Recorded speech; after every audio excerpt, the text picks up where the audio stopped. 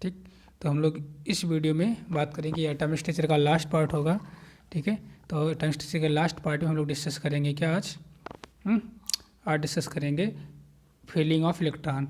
Filling of electron में हम लोग 4 रूल पढ़ेंगे। पहला aufbau principle, second N+L rule, third Hund rule, fourth Pauli rule.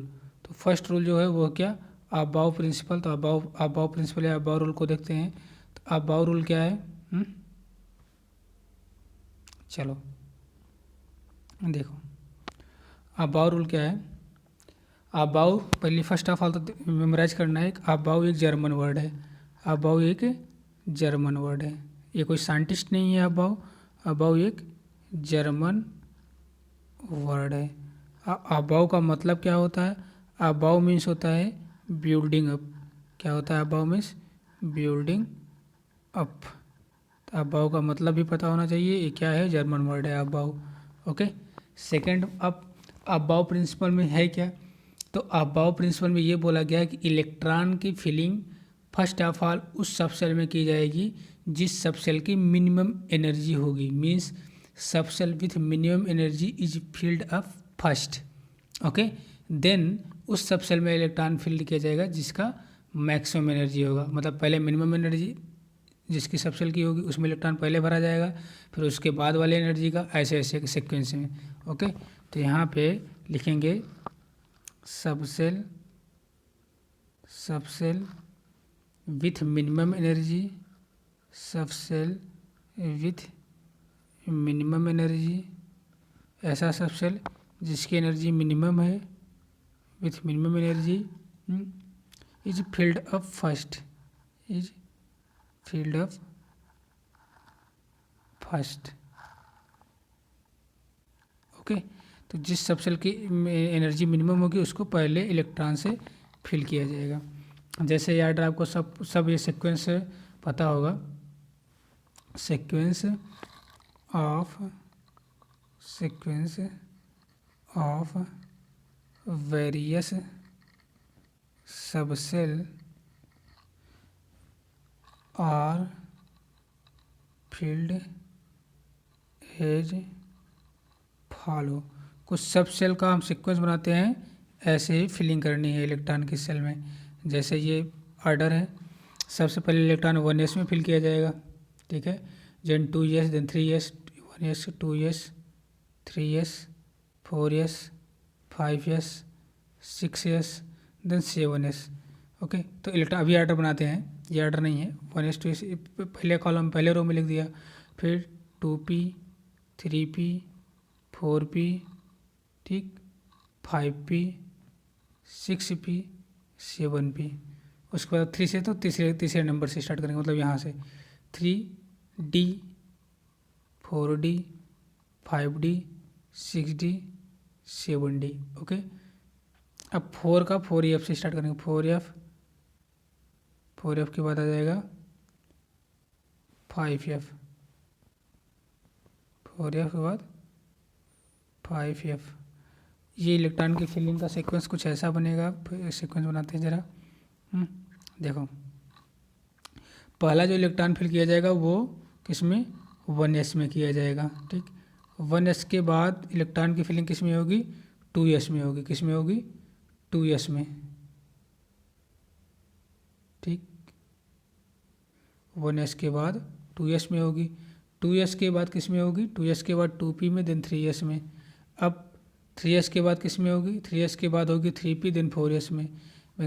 इसके बाद 3d, then 4p, then 5s में। ऐसे आप मतलब डायगोनल करते जाइए। 3d, 4p, अब उसके बाद किस में होगी, 5s के बाद आ जाएगा कौन सा, 4d, 4d, then 5p, then 7s। उसके बाद 4f, then 5d, then 7p, ये आ जाएगा 7s। ओके, इसके बाद आ जाएगा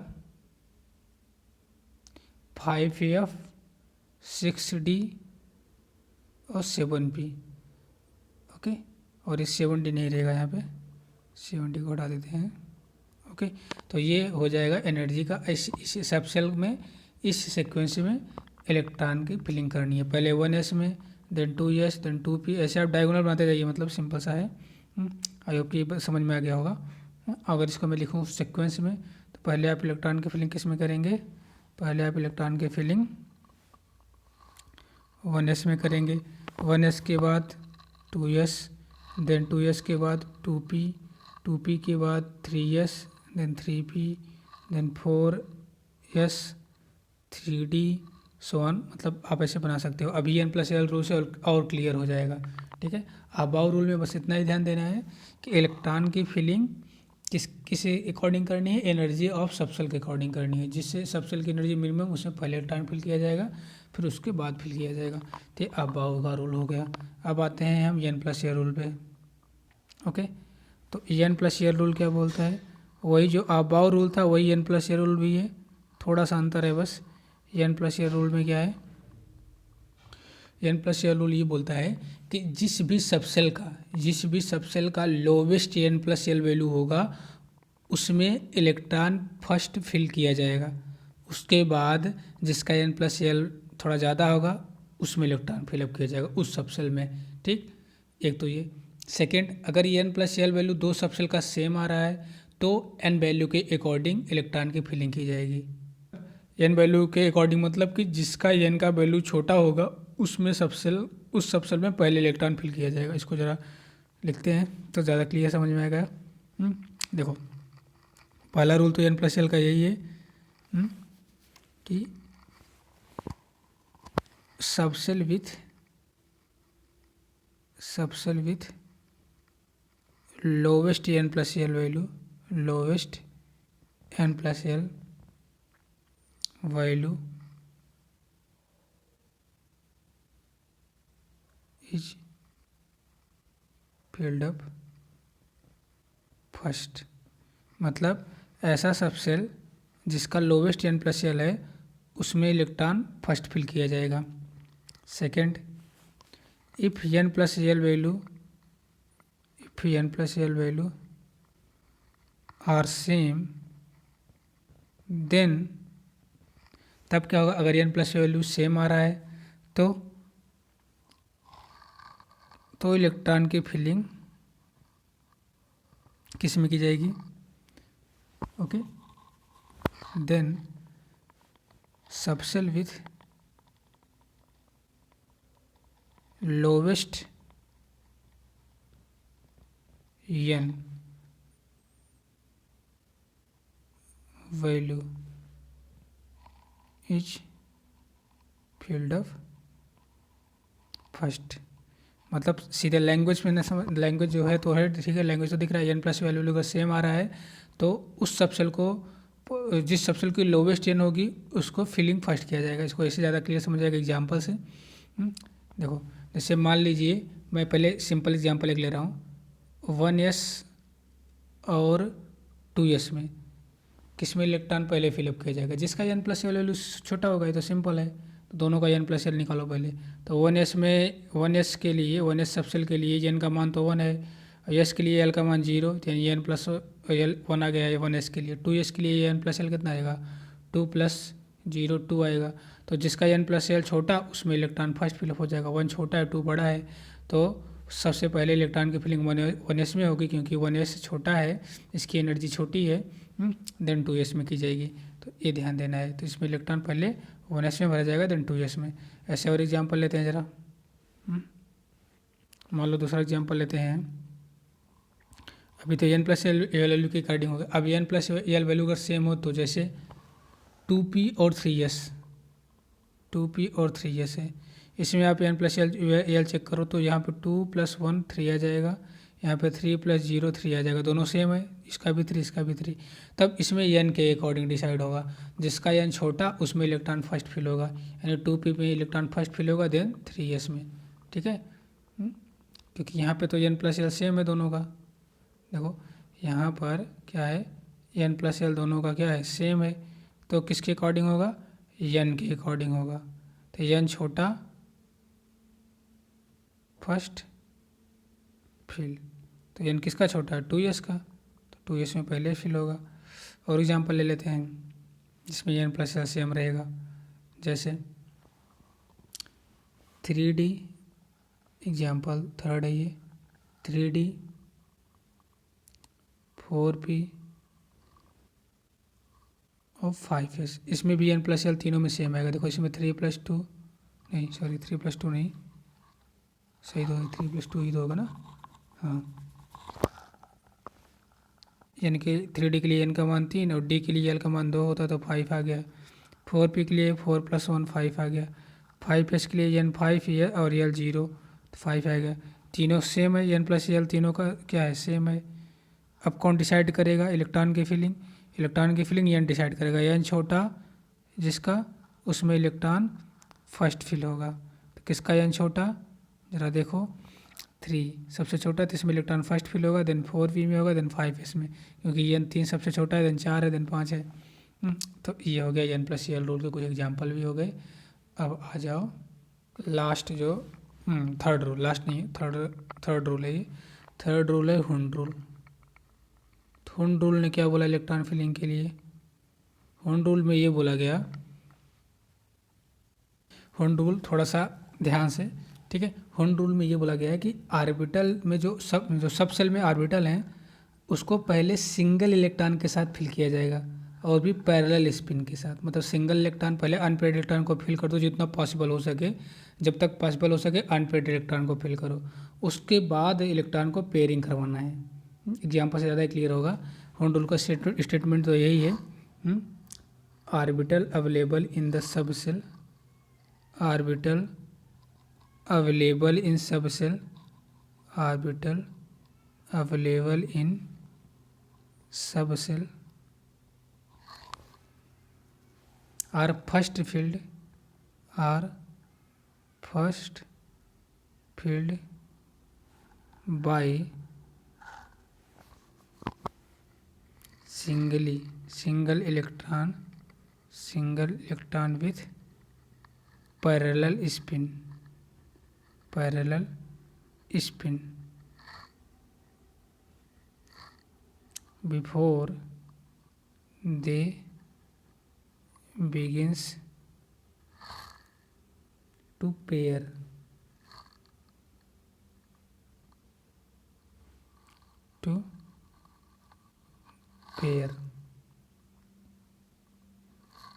इसका मतलब हुआ means pairing of electron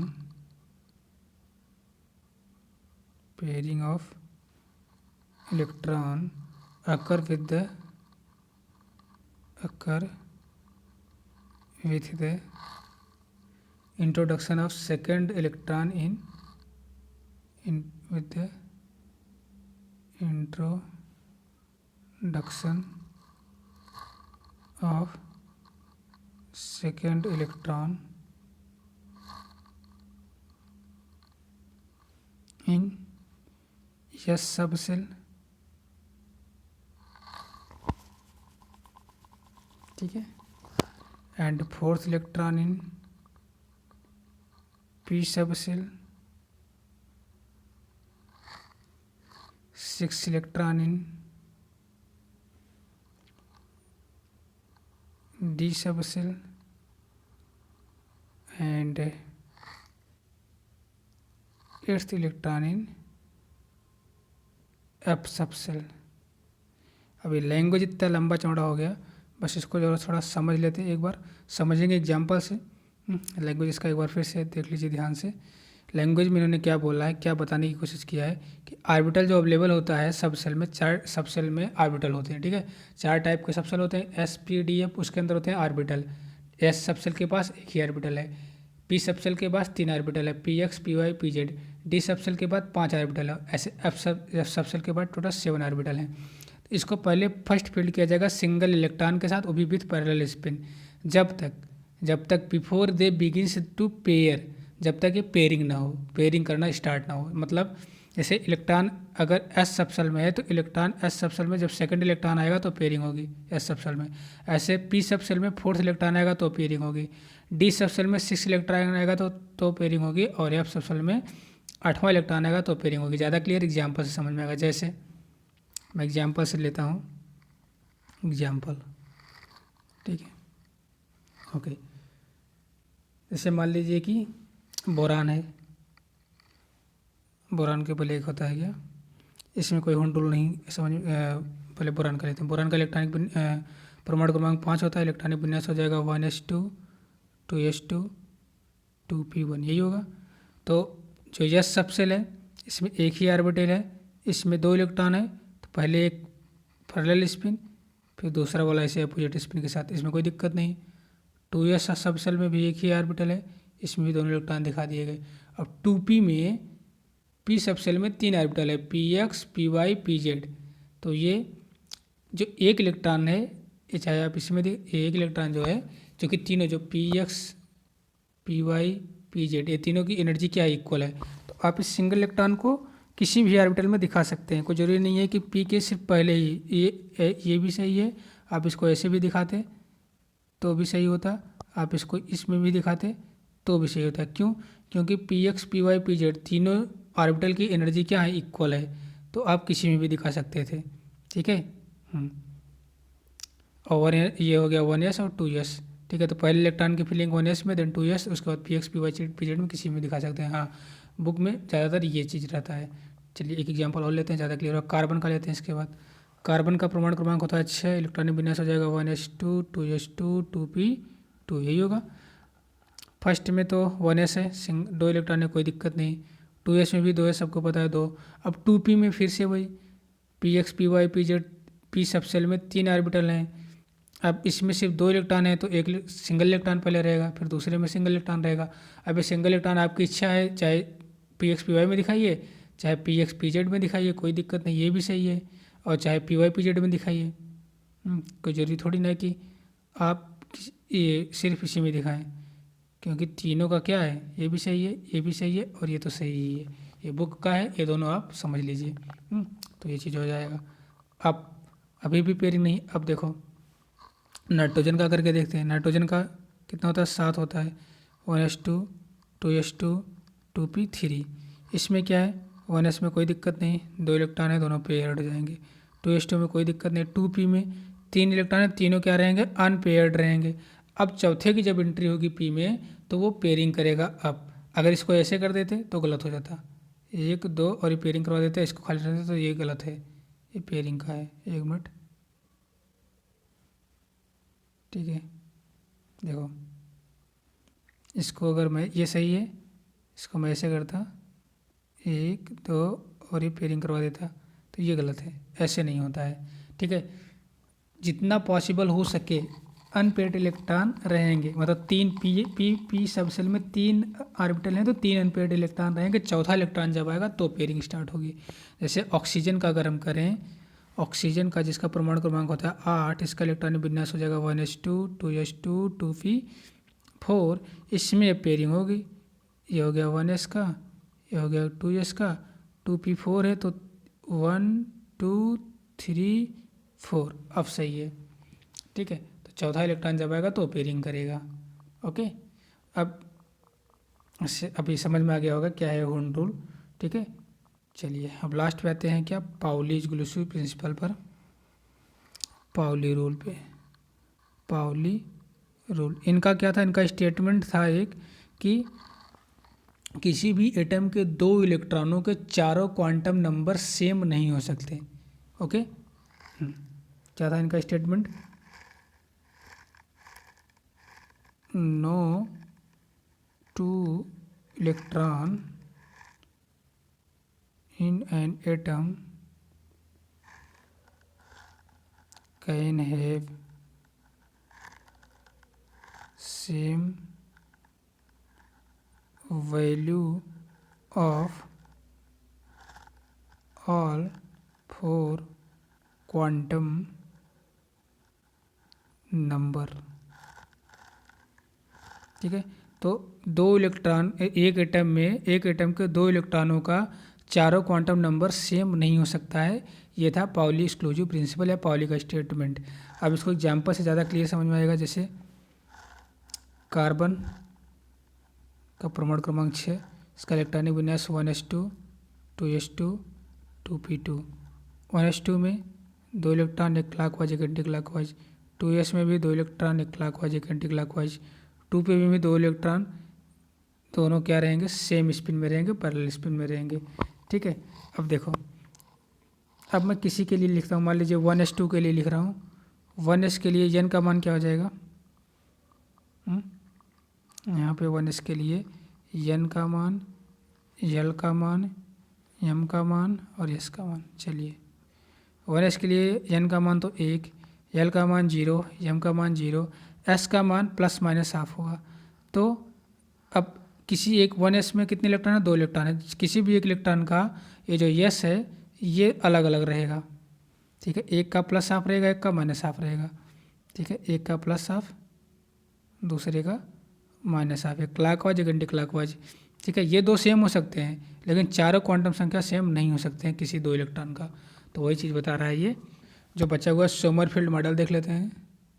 Sommerfeld का elliptical model, elliptical model.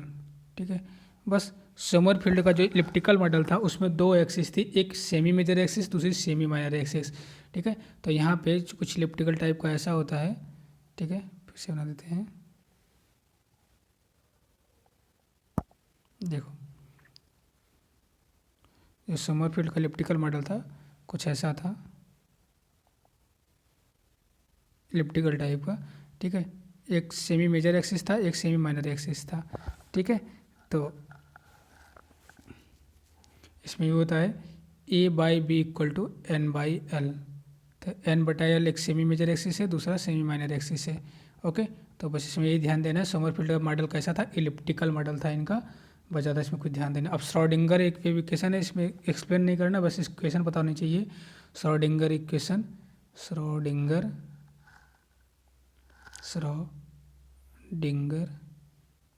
Wave equation, सीधे सीधे इक्वेशन पूछता है कि क्या है श्रोडिंगर वेव इक्वेशन। तो delta square psi plus 8π² m upon h² e minus V psi = 0। ये है श्रोडिंगर वेव इक्वेशन। तो सीधे इक्वेशन पता होनी चाहिए श्रोडिंगर वेव की, delta square psi plus 8π² m/h² e minus V psi = 0। और जो सोमरफील्ड का मॉडल था, एटॉमिक मॉडल, वो इलिप्टिकल मॉडल था, उसमें एक सेमी मेजर एक्सिस थी, दूसरा सेमी माइनर एक्सिस थी। ठीक है, चलिए इतना ही करते हैं। आप टाइम स्ट्रक्चर कंप्लीट हो चुका है। नेक्स्ट टॉपिक कौन सा किया जाए उसको आप लोग कमेंट में बताइए। तो इसमें इतना ही करते हैं। Thank you so much.